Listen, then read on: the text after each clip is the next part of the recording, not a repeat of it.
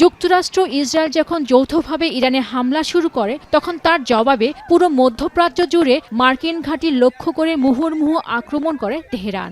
উদ্ভূত এই পরিস্থিতি সামাল দিতে মধ্যস্থতাকারীর ভূমিকায় আসে পাকিস্তান। সফল হয় দেশটি। সাময়িক যুদ্ধবিরতিতে সম্মত হয় ওয়াশিংটন ও তেহরান। বলা যায় কিছুটা স্বস্তির নিঃশ্বাস ফেলে পুরো বিশ্ব। প্রশংসায় ভাসে ইসলামাবাদ।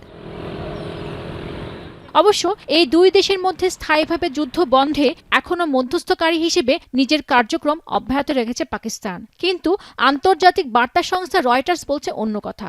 সোমবার প্রকাশিত এক বিশেষ প্রতিবেদনে বলা হচ্ছে, ইরান যুদ্ধ চলাকালে সৌদি আরবে যুদ্ধ বিমানের একটি বহর ও কয়েক হাজার সেনা মোতায়েন করেছে পাকিস্তান। ৩ জন নিরাপত্তা কর্মকর্তা এবং 2টি সরকারি সূত্রের বরাত দিয়ে রয়টার্স আরও বলছে, এপ্রিলের শুরুতেই সৌদি আরবে মোতায়েন করা হয়েছে পাকিস্তানের ৮,০০০ সেনা, JF-17 যুদ্ধবিমান, ড্রোন এবং HQ-9 আকাশ প্রতিরক্ষা ব্যবস্থা।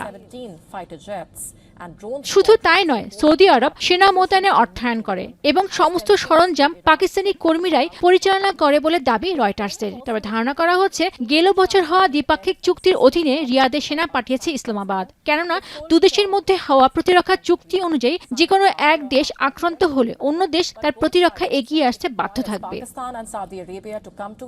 এদিকে সেনা মোতায়েন নিয়ে রয়টার্সের এমন দাবির বিষয়ে এখনো কোনো মন্তব্য করেনি পাকিস্তান ও সৌদি আরব। তবে এমন প্রতিবেদন প্রকাশের পর তেহরান কি পদক্ষেপ নেবে তাই এখন দেখার বিষয়।